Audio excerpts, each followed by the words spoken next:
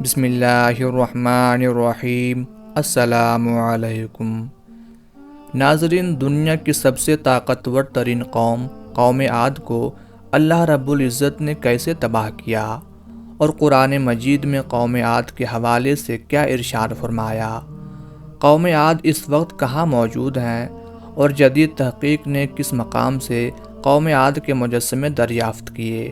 یہی ہماری آج کی ویڈیو کا موضوع ہوگا، اور آج ہم آپ کو 40 ہاتھ جتنا قد اور مضبوط ترین جسامت والی قوم عاد کی عبرتناک داستان سنائیں گے۔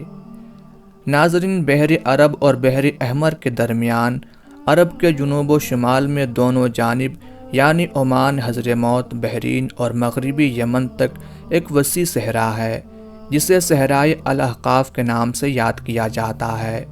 نیز اسے صحرائے اعظم الدنیا اور الربیع الخالی بھی کہتی ہیں۔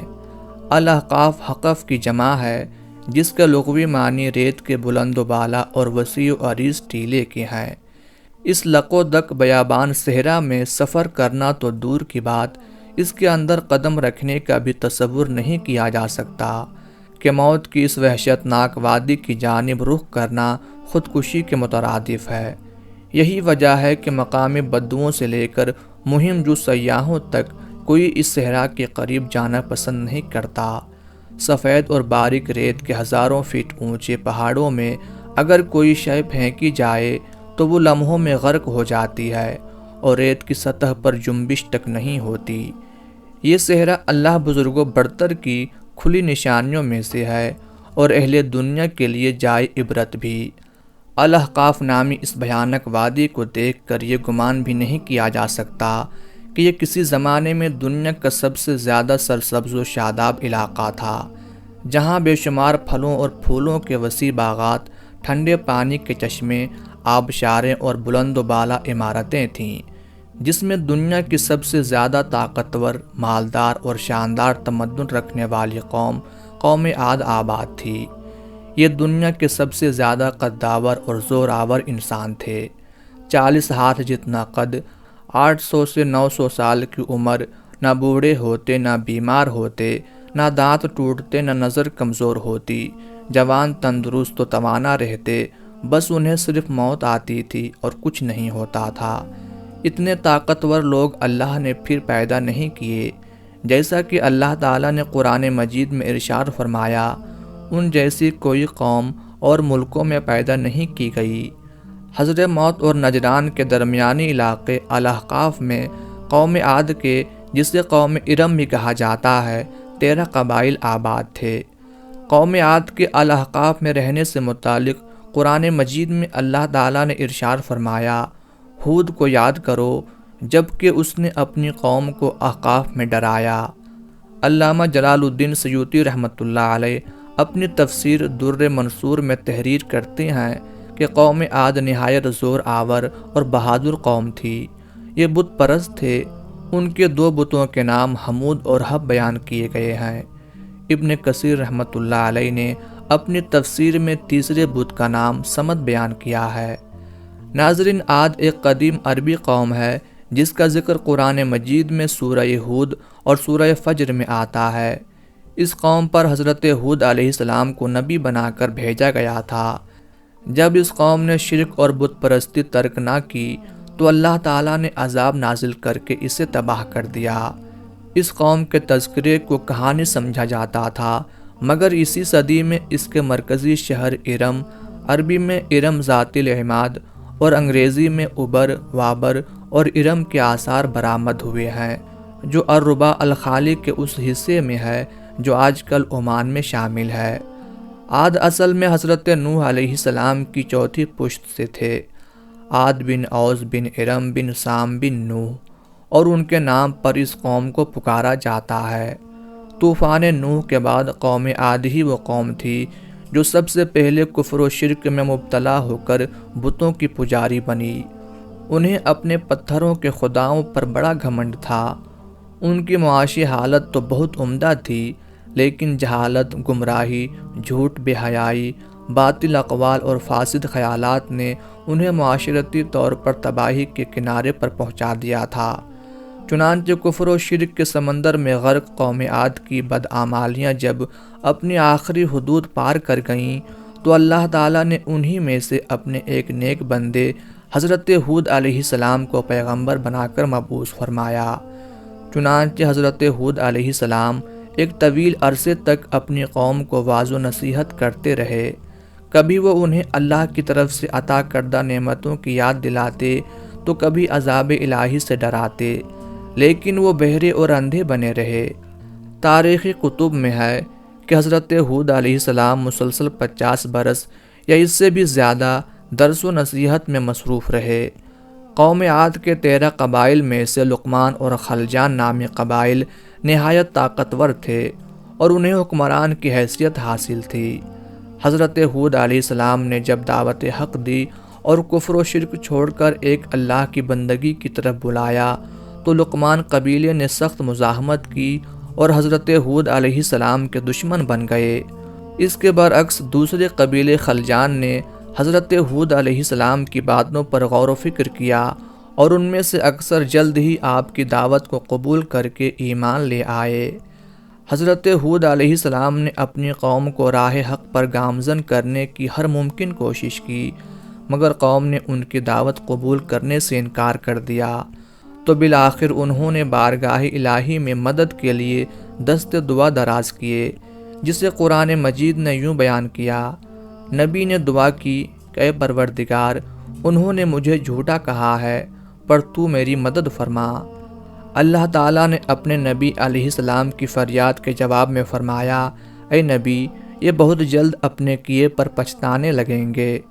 اللہ تعالیٰ نے اپنے نبی علیہ السلام کی دعا قبول فرمائی اور قوم عاد پر عذاب کی ابتدا ہو گئی۔ بادلوں کے فرشتے کو حکم دیا کہ اب بارش نہ برسائی جائے۔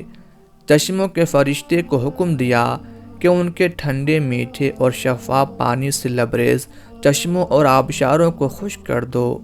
چنانچہ دیکھتے ہی دیکھتے ان کے سرسبز و شاداب کھیت و کھلیان سوکھنے لگے اور مویشی مرنے لگے، یہاں تک کہ لوگ پینے کے پانی تک کو ترسنے لگے۔ کثیر تعداد میں پیدا ہونے والے پھل اور اناج ناپید ہو گئے۔ پوری قوم خشک سالی کا شکار ہو کر بدحال اور پریشان ہو گئی۔ یہ سلسلہ مسلسل 3 سال تک جاری رہا۔ حضرت ہود علیہ السلام سے اپنی قوم کی یہ پریشانی دیکھی نہ جاتی تھی۔ آپ علیہ السلام بہت افسردہ اور پریشان رہتے اور پھر ایک دن انہوں نے اپنی قوم سے فرمایا، اے میری قوم کے لوگو، تم اپنے پالنے والے سے بخشش مانگو، اس کے آگے توبہ و استغفار کرو، وہ تم پر آسمان سے مسلح دھار مہ برسائے گا اور تمہاری طاقت و قوت میں اضافہ فرمائے گا، اور دیکھو گنہگار بن کر روگردانی نہ کرو۔ قرآن مجید اور احادیث مبارکہ میں توبہ و استغفار کے بڑے فوائد بیان فرمائے گئے ہیں۔ ابن ماجہ اور ابو داؤد میں حدیث مبارکہ ہے کہ جو پابندی سے استغفار کرتا ہے، اللہ تعالیٰ اس کے لیے ہر فکر سے کشادگی اور ہر تنگی سے راستہ بنا دیتا ہے اور اسے ایسی جگہ سے روزی دیتا ہے جو اس کے وہم و گمان میں بھی نہیں ہوتی۔ بہرحال حضرت ہود علیہ السلام کے لاکھ سمجھانے کے باوجود اس قوم پر کوئی اثر نہ ہوا، بلکہ نہایت ڈھٹائی کا مظاہرہ کرتے ہوئے کہنے لگے کہ ہم محض تیرے کہنے پر اپنے آباء و اجداد کے اور اپنے ان معبودوں کو کیوں چھوڑ دیں۔ قرآن مجید نے اسے یوں بیان کیا ہے، اے ہود، تم ہمارے پاس کوئی دلیل تو لائے نہیں اور ہم صرف تمہارے کہنے سے نہ اپنے معبودوں کو چھوڑنے والے ہیں اور نہ تم پر ایمان لانے والے، بلکہ ہم تو یہ سمجھتے ہیں کہ ہمارے کسی معبود نے تمہیں آسیب زدہ یعنی دیوانہ کر دیا ہے۔ ناظرین، عذاب الہی کے ابتدائی مراحل ہی میں خشک سالی نے قوم عاد کی حالت ابتر کر دی، چنانچہ ان کے سرداروں اور دانشوروں نے اس سے نجات پانے کے لیے مختلف تدابیر پر غور و فکر شروع کر دیا۔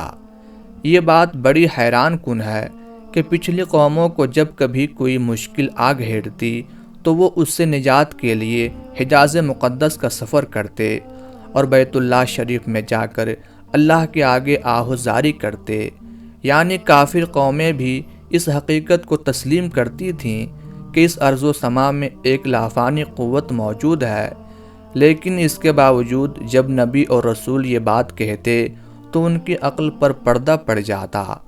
قوم عاد کے سرداروں نے بھی یہی فیصلہ کیا کہ قوم کے سرکردہ افراد بیت اللہ شریف جا کر اندیکھے خدا کے سامنے فریاد کریں۔ چنانچہ مختلف قبائل کے سرداروں اور دیگر اہم افراد پر مشتمل 70 افراد کا ایک وفد حجاز مقدس روانہ ہوا۔ اس زمانے میں مکہ مکرمہ پر قوم عمالیق کی حکمرانی تھی، جس کا سردار معاویہ بن بکر تھا، اور معاویہ کی والدہ قوم عاد سے تعلق رکھتی تھی۔ ویسے بھی معاویہ بن بکر قوم عاد کی شان و شوکت سے بڑا مرعوب تھا، چنانچہ اس نے وفد کی بڑی خاطر مدارت کی اور اسے بڑے عزت و احترام سے اپنے یہاں ٹھہرایا۔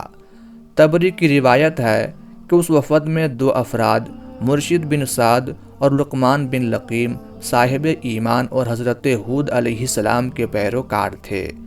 غالباً ان کا تعلق قبیلہ خلجان سے ہوگا۔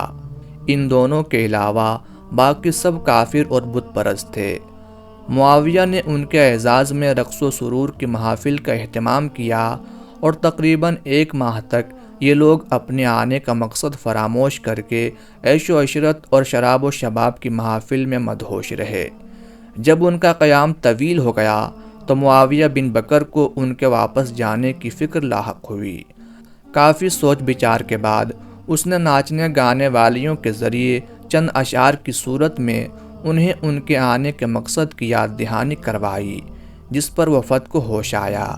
تاریخی کتب میں درج ہے کہ اس موقع پر وفد میں شامل مرشد اور لقمان نے ایک بار پھر انہیں سمجھانے کی کوشش کی کہ جو کچھ حضرت ہود علیہ السلام کہتے ہیں اس پر ایمان لے آؤ، لیکن وہ نہ مانے۔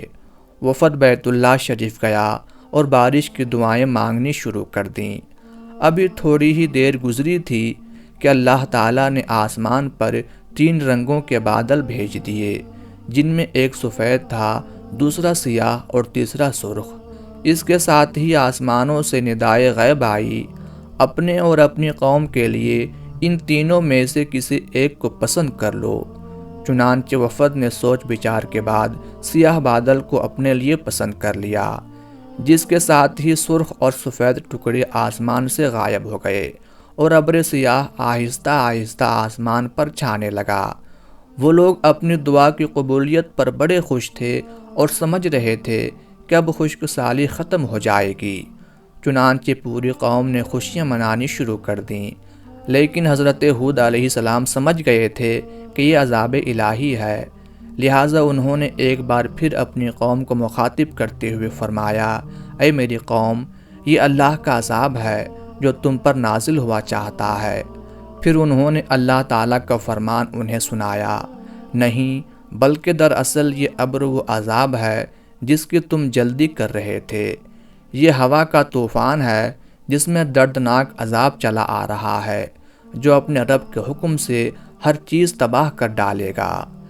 ناظرین، حدیث شریف میں آتا ہے کہ حضرت عائشہ صدیقہ رضی اللہ تعالی عنہا نے حضور نبی کریم صلی اللہ علیہ وآلہ وسلم سے پوچھا، یا رسول اللہ صلی اللہ علیہ وآلہ وسلم، لوگ تو بادل دیکھ کر خوش ہوتے ہیں کہ اب بارش ہوگی، لیکن آپ صلی اللہ علیہ وآلہ وسلم کے چہرے پر اس کے برعکس تشویش کے آثار نظر آتے ہیں۔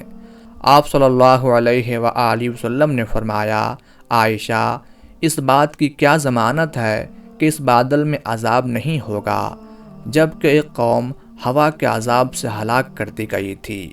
اس قوم نے بھی بادل دیکھ کر کہا تھا کہ یہ بادل ہے جو ہم پر بارش برسائے گا۔ ناظرین، روایات میں آتا ہے کہ جب قوم عاد نے اس عذاب کو بصورت بادل اپنی بستیوں کی طرف آتے دیکھا تو کہنے لگے، یہ تو بادل ہے، ہم پر بارش کرنے والا ہے۔ قرآن مجید میں ہے کہ اللہ تعالیٰ نے تیز آندھی کا یہ عذاب 7 راتوں اور 8 دنوں تک مسلسل جاری رکھا۔ آندھی نے کسی ایک کو بھی باقی نہ چھوڑا، یہ ہر ایک کے پاس پہنچ گئی۔ غاروں کے اندر، پہاڑوں کی گھاٹیوں اور چوٹیوں، گھروں، محلات اور قلعوں کے اندر سب کو فنا کر ڈالا۔ ابن عمر رضی اللہ تعالی عنہ سے مروی ہے کہ نبی کریم صلی اللہ علیہ وآلہ وسلم نے ارشاد فرمایا کہ وہ آندھی جس کے ذریعے قوم عاد ہلاک کی گئی، اللہ نے ان پر انگوٹھی جتنی جگہ کے مثل ہوا کھولی تھی۔ پس وہ ہوا پہلے دیہات میں گئی اور وہاں کے لوگوں اور مویشیوں اور مالوں کو اٹھایا اور آسمان و زمین کے درمیان لے گئی۔ اللہ تعالیٰ نے اس خوفناک آندھی سے حضرت ہود علیہ السلام اور ان کے ساتھیوں کو محفوظ رکھا، اور انہوں نے خطیرہ نامی ایک بستی میں پناہ لے لی جہاں عذاب ان تک نہیں پہنچا، اور وہ امن و سکون سے رہے، اور باقی پوری قوم اللہ رب العزت نے تباہ و برباد کر دی۔